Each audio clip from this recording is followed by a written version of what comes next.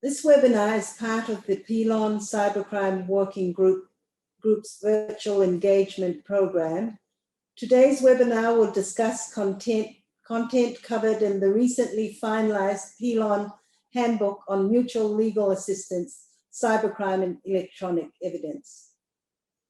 The handbook is an excellent resource, and I congratulate everyone involved in drafting and finalizing it. I'm confident that the handbook will assist PILON members in their understanding of mutual legal assistance as an effective method for addressing cybercrime in our region. Hopefully, all attendees have had the time to read through this handbook, which is now, of course, available on the PILON website in a PDF form, as well as an interactive version. Please note this event will be recorded and placed on the PILON website. Throughout the webinar, please ensure your microphone is muted unless you have been given the floor, as well as the questions submitted before today's webinar via Slido. There will be an opportunity to ask questions at the end of the presentation through the chat or raise your hand functions. All attendees will be encouraged to complete a short survey following today's webinar. Please take time to fill out this so that we can continue to adapt our online delivery to make it as effective as possible. In addition, if I may just inform you all to please note on the chat function icon of Zoom, the survey will be posted on a link provided. All attendees are encouraged to complete this short survey. Our panelists today are Merran Cooke, who is Crown Counsel and Mutual Assistance Coordinator with New Zealand's Crown Law, and Kilby Baker, who's the Senior Legal Officer with the Australian International Centre Corporation Central Authority. They will share their knowledge and experience relating to the mutual legal assistance process. Merran Cooke has worked at New Zealand Crown Law since 2008 and is currently Crown Counsel and Mutual Assistance Coordinator in the criminal law team. Merran is highly experienced in mutual legal assistance matters, having provided valuable contributions to the recently finalized PILON Handbook on Mutual Legal Assistance, Cybercrime and Electronic Evidence. Merran holds a bachelor's degree in law and music from Victoria University of Wellington and a postgraduate music qualification from Germany. With Kilby Baker, she's a Senior Legal Officer with Australia's International Crime Corporation Central Authority since January 2018, where a majority of her work has been with the United States and electronic evidence. Prior to this, she was an executive advisor to the Deputy Secretary of the Criminal Justice Group, and before that, worked in civil law at the Attorney General's Department. Merran and Kilby will provide an overview of the mutual legal assistance process and explain its importance for investigating and prosecuting cybercrimes and gathering electronic evidence. The panelists will then each present a case study from their experience, and the webinar will conclude with questions from participants. I will now hand over to Merran Cooke to please present an overview of the mutual legal assistance process. Thank you, Merran. Kia ora, everyone. I hope you can hear me okay. I'm here in my living room. I decided my home Wi-Fi was probably more reliable for a Zoom call than our office Wi-Fi. I'm hoping my cat doesn't interrupt us too much. Now, I'm not quite sure who's actually attending this seminar. Last year, I attended the PILON Cybercrime workshop in Vanuatu for a week. That was in about May. So it's possible that I met some of you then. I apologise if I repeat now what I said then. What I'm planning to do today is go through a couple of chapters from the very handy guidebook, the handbook that's just been prepared by PILON on mutual assistance, and just really go through some of the main points. I just would like to say it's a really, really handy resource, and I think it's going to be really useful for everyone. I partly have to say that because I helped to write it, but it really is a very, very useful summary, and I hope it's going to be helpful to you. We don't receive many mutual assistance requests from Pacific Island countries, but we're really keen to receive more. And I'd just like to say that if you send requests to us or queries to us, they'll come to me, and I'm really happy to answer any questions. So please do get in touch. We're very, very willing to help. So I'm not sure if you've got the handbook in front of you. Either way, it doesn't matter. I'm just sort of looking at it now. So what is mutual assistance?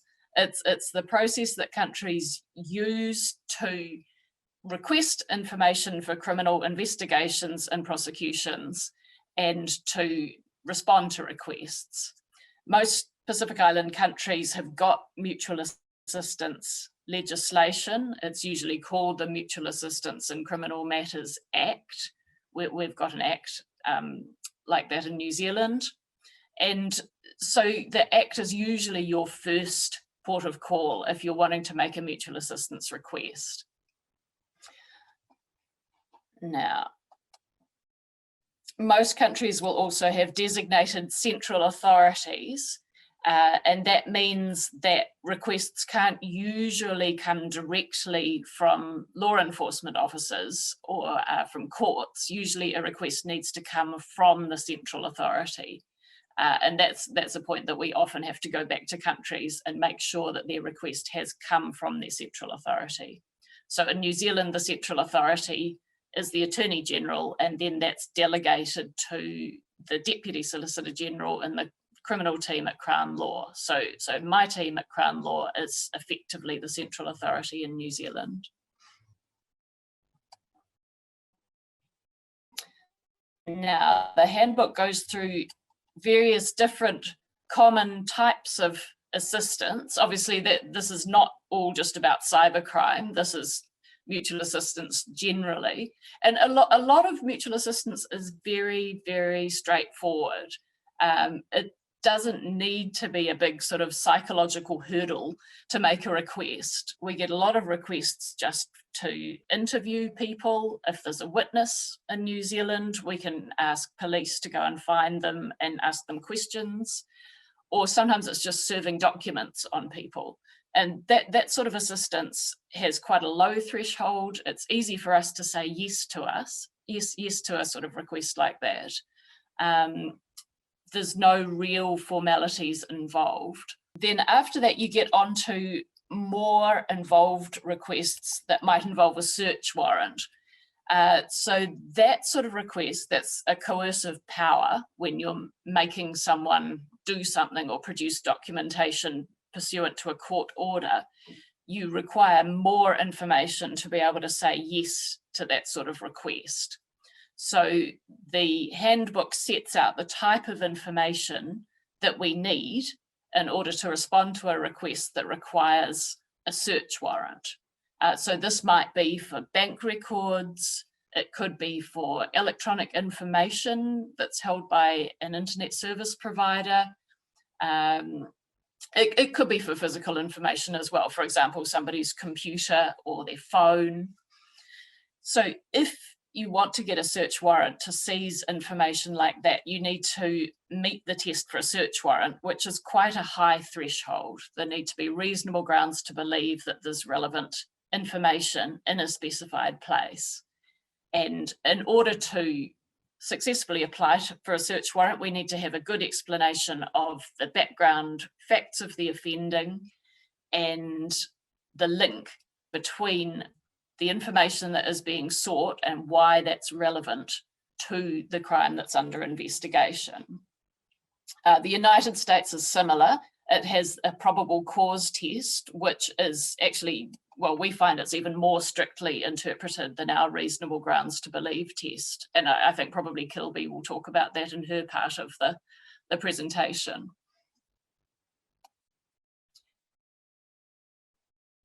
Next, we're getting on to obtaining evidence from witnesses. So there's different ways that you can get evidence. You could have a voluntary interview with a witness. If you've got someone who's cooperative and agrees to give an interview, often that can be done quite informally. If they're not cooperative, you can possibly get a subpoena, depending on your legislation, you can possibly get a subpoena to compel them to appear in court and give evidence in your country. Another possible means of getting evidence from witnesses is giving evidence directly by video link. That's something that's not provided for specifically in our legislation, but assuming it's voluntary, assuming the witness is happy to do so, that can be a really easy solution. And we do get a lot of requests for people to give evidence by video link. That's something that we can put countries in touch with Interpol if necessary, and Interpol can provide all of the sort of help, logistical help in terms of setting up a video link and helping the witness know where to go and what to do.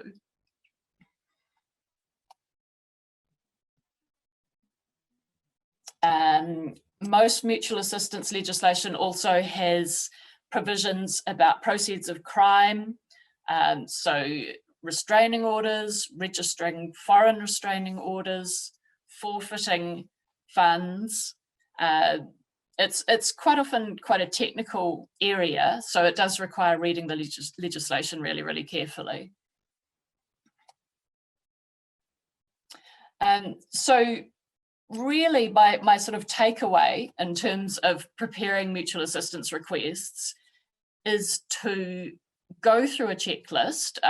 The PILON website has really, really handy templates of how to make a request, how to attach a precedent affidavit to the request. For example, setting out how you want your evidence to be set out when you receive it.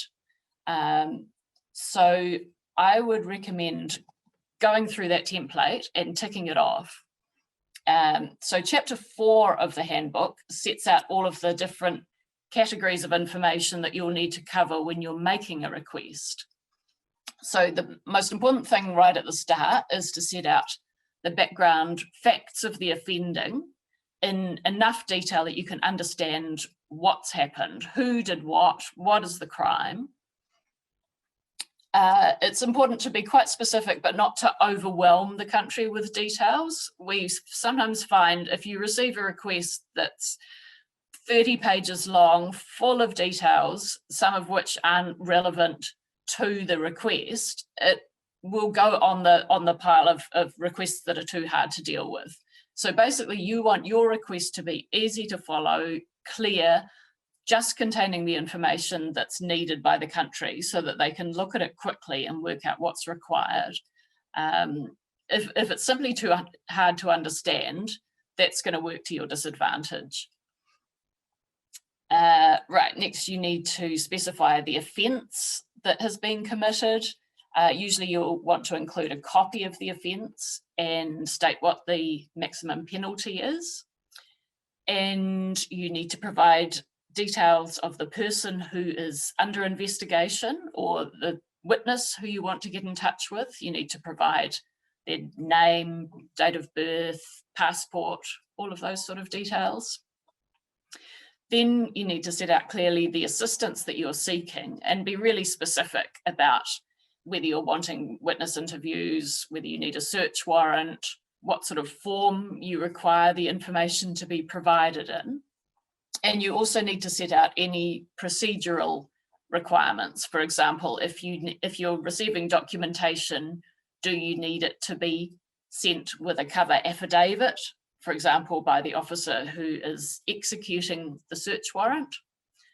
usually you can provide precedent affidavits together with your request.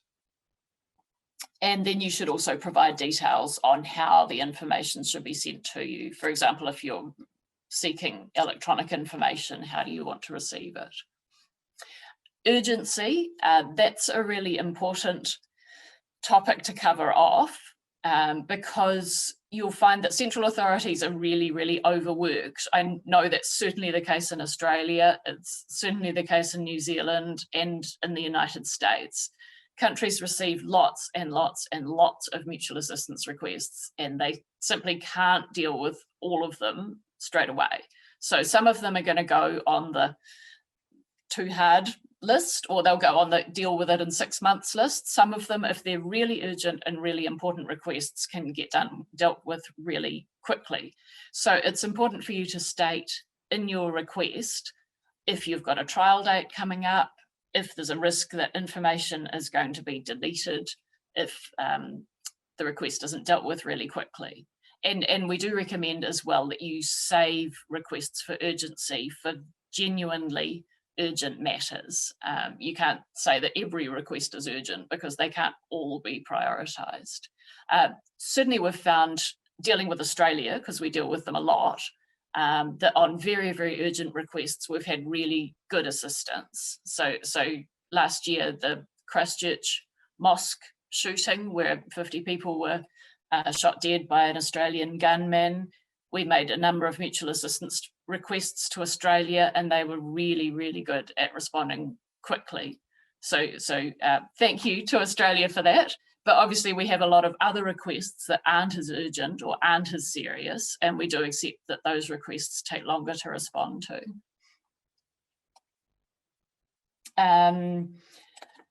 Most countries have a range of assurances that they need in their request, and you'll probably have that set out in your legislation, the type of assurances that you'll make, that the information will only be used for the purposes that you're requesting it, that it's not going to be used to discriminate against any person. Usually you'll need to provide an assurance of reciprocity as well. So what that means is that you're saying if a country came to you with a similar request, you would be able to provide that assistance.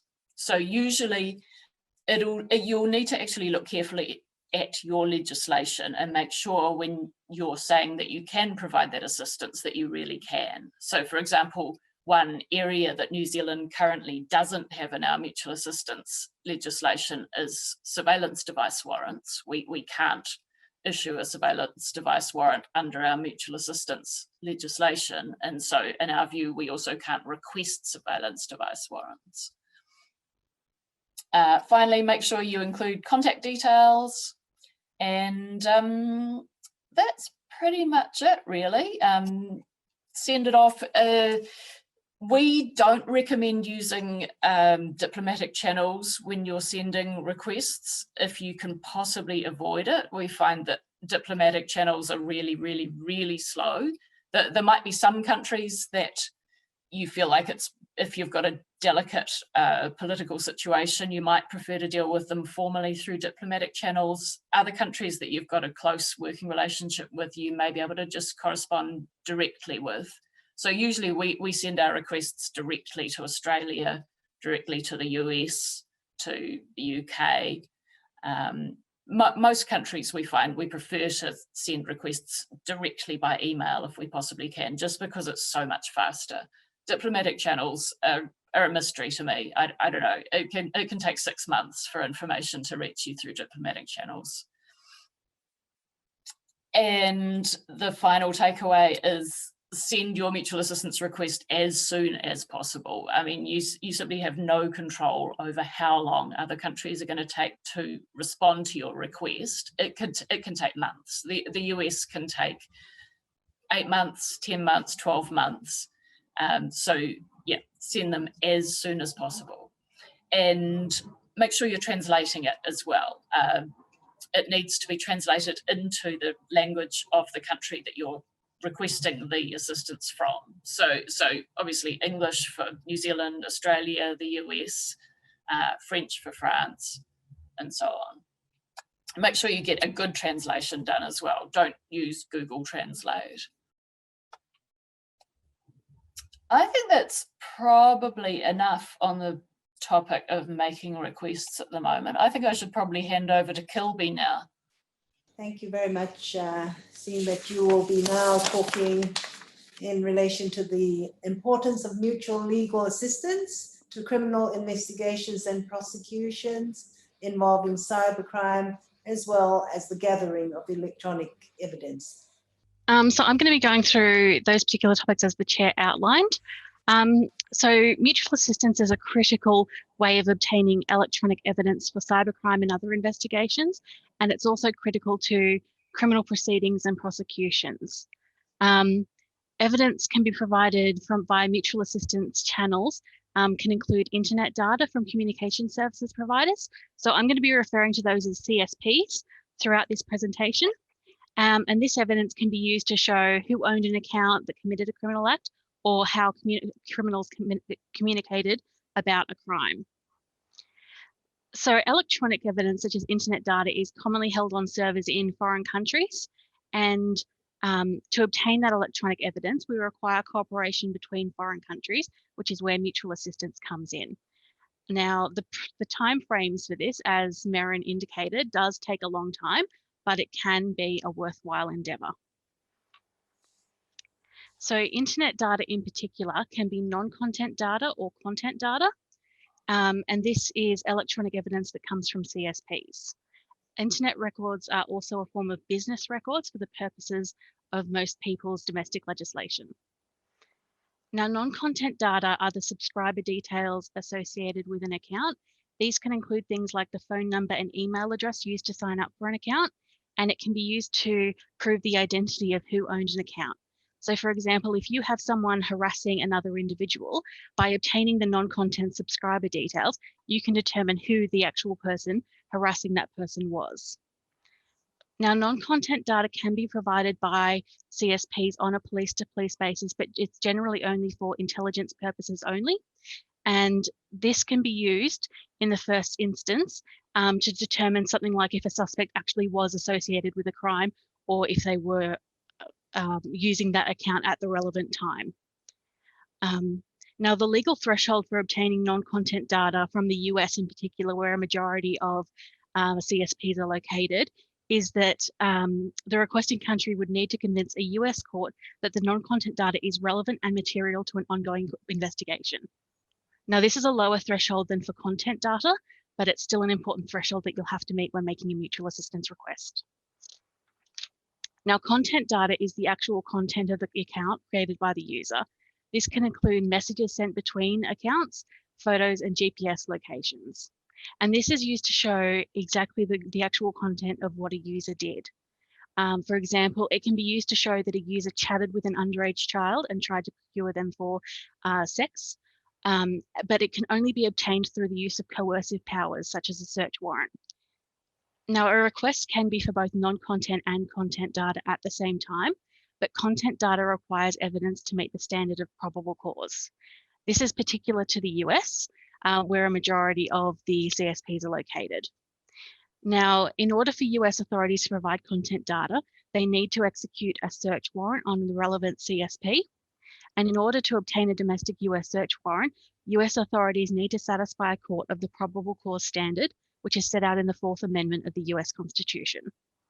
Now, to establish probable cause, we need to include in the mutual assistance request information that was sufficient to warrant a prudent person's belief that evidence of a crime would be found in the search. So we need to demonstrate the factual basis that not only a crime was committed, but that evidence of the crime is in the target account. Now, one of the challenges we face as a central authority is the probable cause standard doesn't allow what we call fishing expeditions. So if you don't have the evidence to show that evidence of the crime is in that target account, the US won't get a search warrant for you. Now, our experience indicates to meet probable cause, you must provide sufficient information to show the following.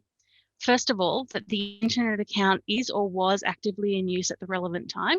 Now, this is where non-content data can assist you because you can get IP logs that show when the account was in use. You can use witness statements to help indicate that an account was in use at that particular time, and it's not enough to merely show that somebody had an internet account. Secondly, we need to show that the internet account has been used in respect of the alleged offence. So this can be supported, for example, if you have screenshots of the communications or the photos that you're after, or a witness statement from somebody who has read the material. Now, requests for content data must also include a specific date range.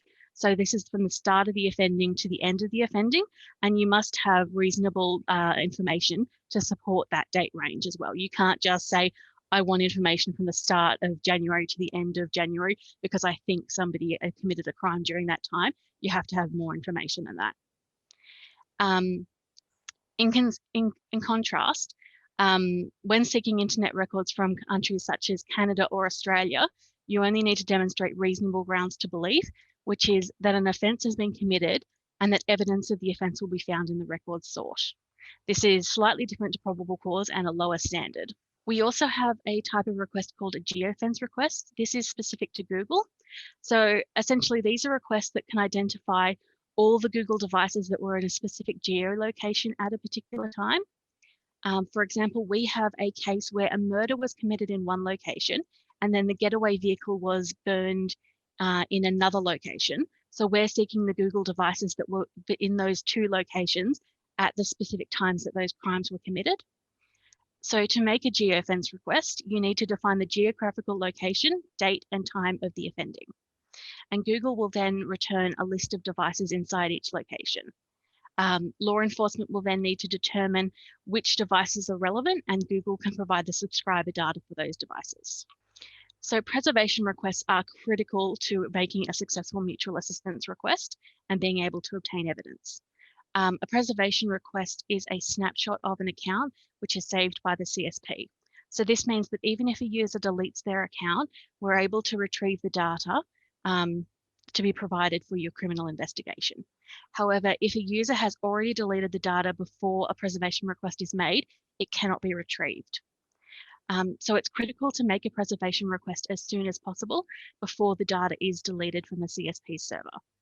And law enforcement are responsible for making preservation requests. Government officials, such as us from the Attorney General's Department, are not able to make preservation requests. And they'll last a different amount of time depending on the CSP. However, most last for 90 days and then require an extension after that time frame. There are also some preservation, CSPs that will alert a user that a preservation request has been made, such as Google Enterprise accounts, but most do not. So most service providers have an online portal for law enforcement to make a preservation request. They're only for law enforcement, such as police officers, and generally the law enforcement officer needs to create an account to be able to register the preservation request. And law enforcement are also responsible for maintaining that preservation request for the life of the mutual assistance request. So until you receive the actual data, the electronic evidence, law enforcement must maintain that preservation request. Otherwise, you could have made a preservation request to begin with, but not maintained it, and then 12 months later got a nil return because the data has been deleted. And CSPs don't remind law enforcement when a preservation request is due to expire. So it's always helpful to set up a calendar reminder to make sure that you keep extending that preservation request. And finally, timeframes. The average timeframe to obtain electronic evidence is about 9 to 12 months. However, as Merran was saying, if a matter is urgent, you need to let the foreign country know, for instance, if you've got a criminal trial coming up or a witness might be destroying evidence, something like that. But you need to manage the relationship with the foreign country, so let them know at the earliest possible time that your evidence is critical so they can assist. And also some countries are having a harder time, such as the US with COVID-19. A lot of their service providers had to halt providing electronic evidence for a while there, but they do seem to be returning to normal practices. Thank you, Kilby, for that very comprehensive presentation. I now hand back the floor to Merran to share a case study from your experience, your work experience. Thank you. Okay, I think I'm unmuted. Now, I've got a case study. I'd just like to emphasize that this is not true. It's very, very loosely based on a case that we have worked on, but I've changed the facts a lot. So please don't take this as being true. So this case involves two people. It involves a young woman who works in a cafe. She goes to police. She's very scared. She's not sure she wants to make a complaint, but she tells them she's been in a relationship with a rugby player for a couple of years.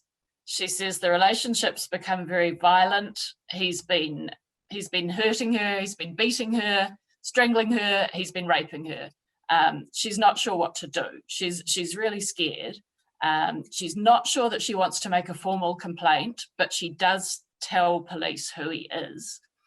She says that he's been sending her a lot of messages on Facebook.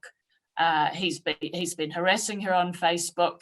She keeps blocking him and then unblocking him. So this has been going on for several months. So what police do, they interview her, they believe her that she's been abused. She's got marks on her neck, she's got bruises, she does seem very, very scared, but she's not prepared to make a formal complaint at this stage. So they look on Facebook, they find through open source, they find what they think is her account. It's got her photograph on it, it's got her name on it. Then they find the Facebook account of the rugby player who she's named. Now this rugby player lives just near her cafe where she works. So what they do is, because they've identified his Facebook account as well, they make a preservation request to Facebook for both accounts, the rugby player, the young woman in the cafe. When they've done that, they go and talk to the rugby player about this. Now, what the rugby player says is that he knows the young woman in the cafe. He says, yes, he goes to the cafe after rugby training. He said he's quite famous. He says that she was quite excited about him coming into the cafe. She sent him a Facebook friend request a year ago, which he accepted. But apart from that, he says there's no relationship. He's never had sex with her. He hasn't beaten her up. He says they've only ever exchanged one Facebook message.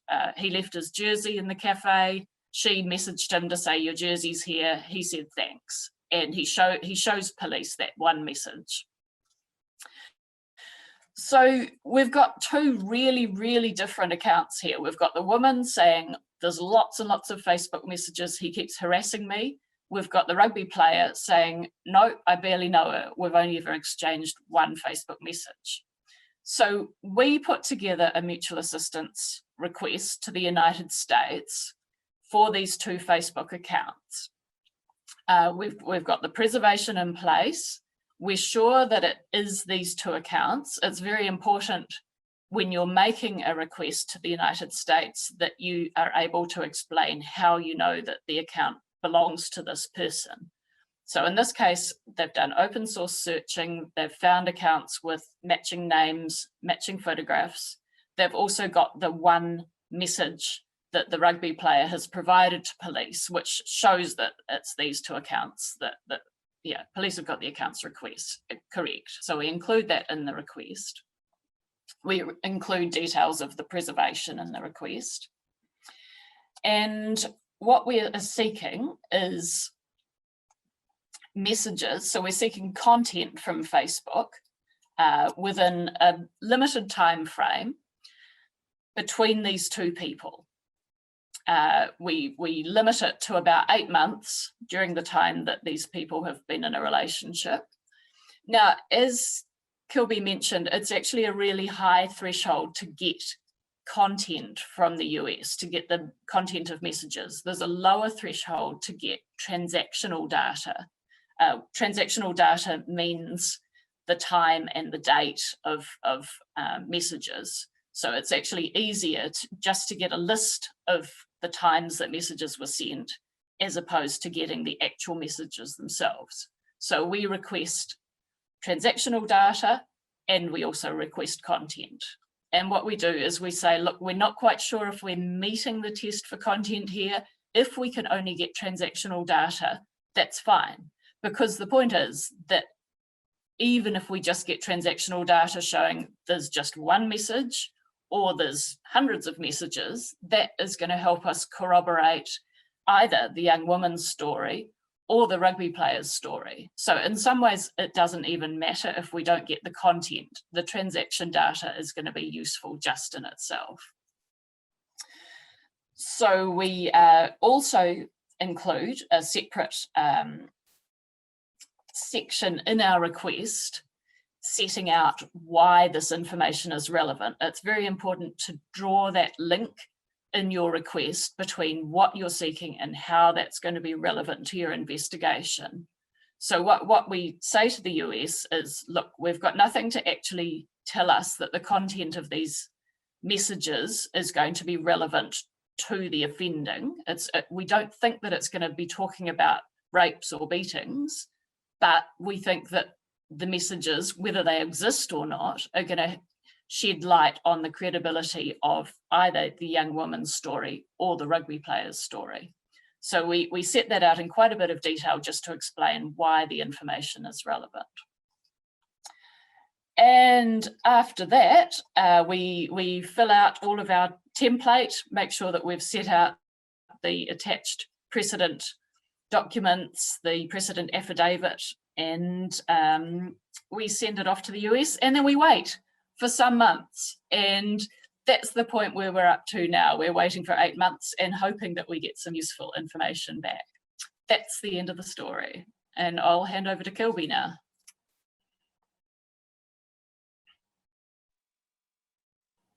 Thank you, Merran. I now hand over to Kilby to share her case study, which involves John Bon Jovi. Thank you.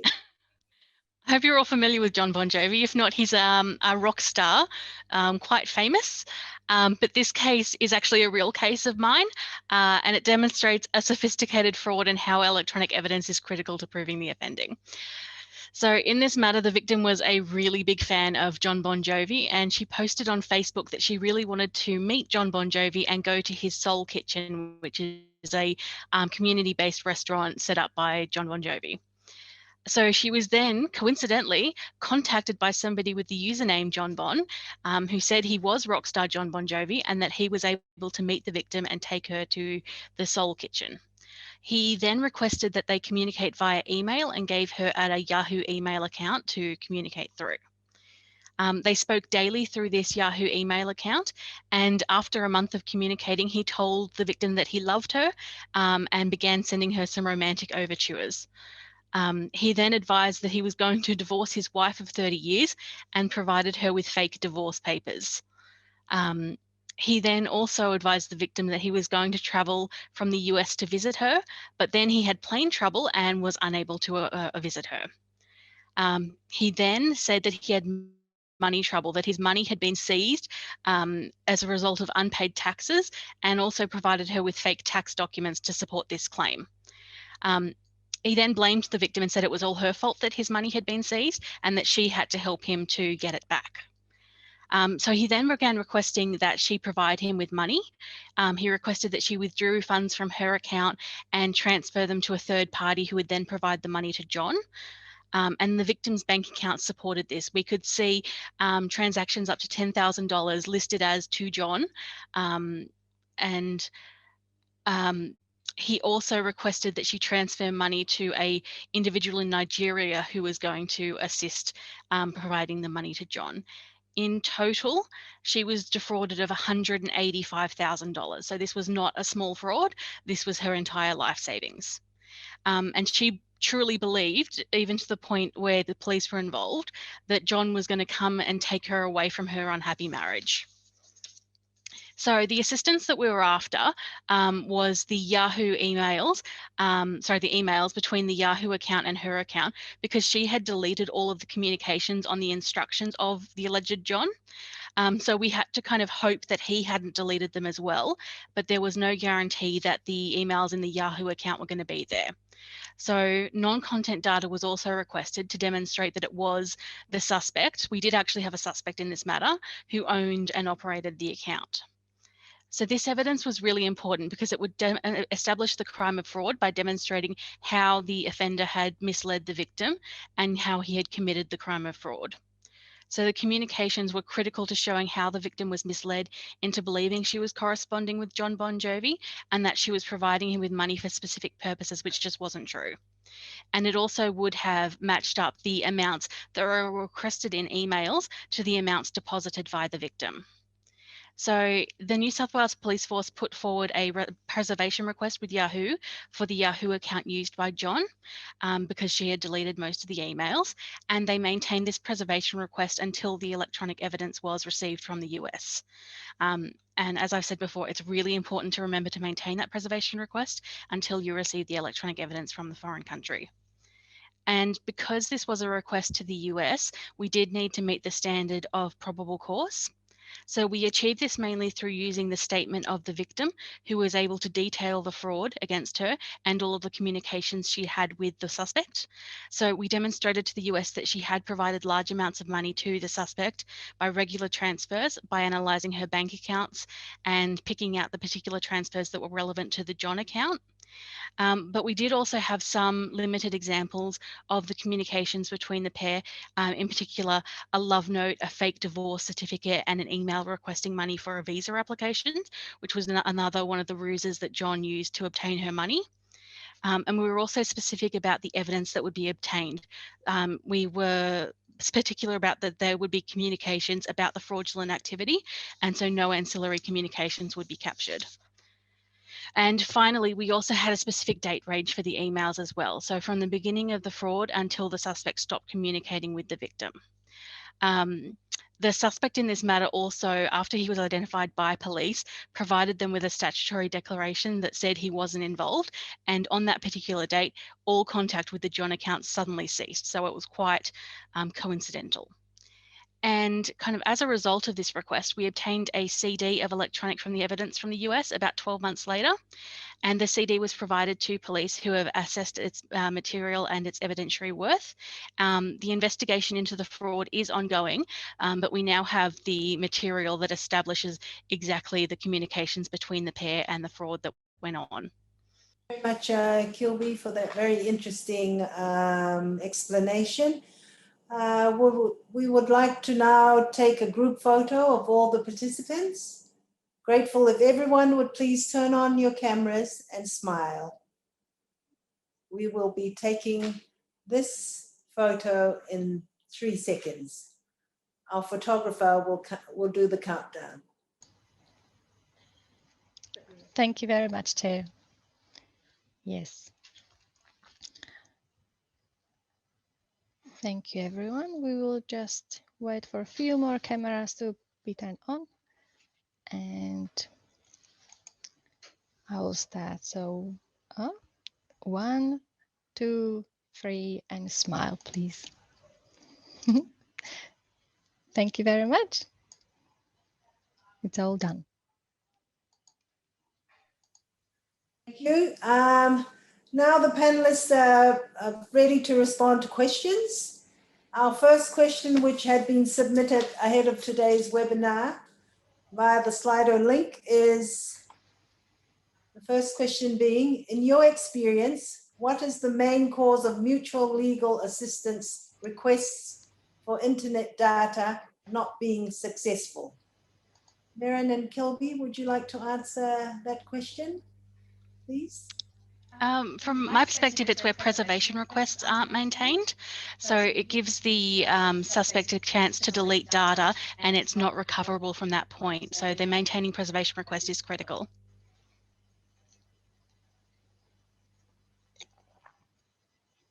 Merran? Yeah, I'd agree with that. Yeah, preservation is really, really important. And the other thing is just making sure that you meet the United States test for obtaining information. We've been working really hard to make sure that we understand their test because it is much, much stricter than our test. We've been preparing a guideline document for police in New Zealand setting out what the thresholds are so that they've got a realistic idea as well of what we can actually request. So yeah, we do find it's really, really important to make sure we understand what they require as well as meeting our own test for making the request. Thank you very much. The second question is, which was also provided by Slido, is, hello, I've heard the mutual legal assistance requests can take a long time. Why is that? And is there anything we can do to make it faster?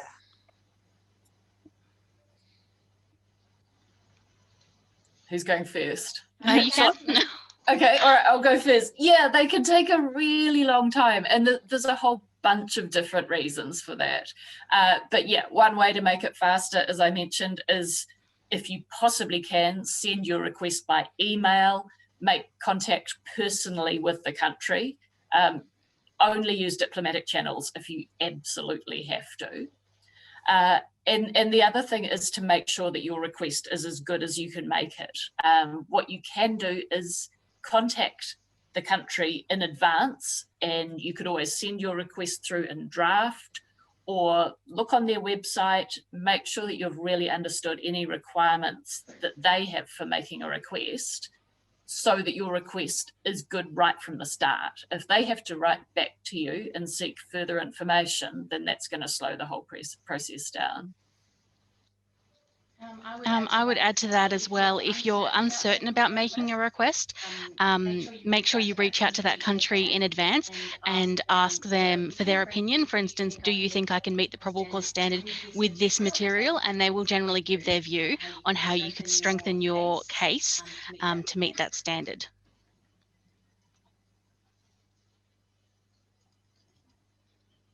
Thank you very much for both those responses. I have with me 4 additional questions that were sent by email from the administrator. The first one amongst those emails is, what information do you most often find is missing from mutual assistance requests? Merran? We quite often find that requests haven't come from the central authority. This depends which country it's coming from. Some countries we get requests that come directly from a court, from a judge. That's the most common problem if it hasn't come from the central authority. So we'll then write back and say that we do need this to come via the central authority. And the other common problem we have is that there's just not enough background information about the offending, particularly if we need to get a search warrant, and we often need to go back and get more information about the offending and a clearer explanation of why the information they're seeking is linked to their investigation, why it's relevant. I'd agree with that. Also, making sure there's a link between the assistance sought and the criminal offence. If you're asking for instance, for a witness statement from someone, detail how they're involved in the offending, or if they're just a witness, or alternatively provide some kind of link between the assistance sought and the actual criminal offence.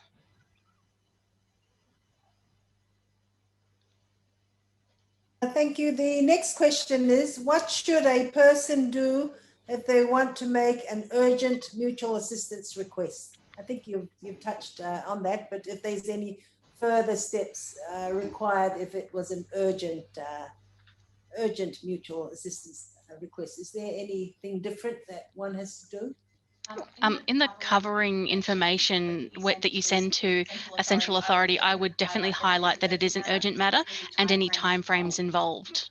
So if you've got an upcoming court trial, make sure they're aware of the exact dates of that court trial.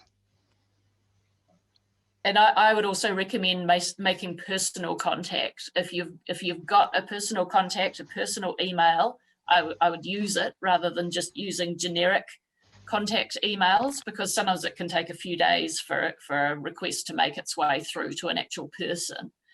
So as much personal contact as possible is probably the best method. And also nagging makes a big difference.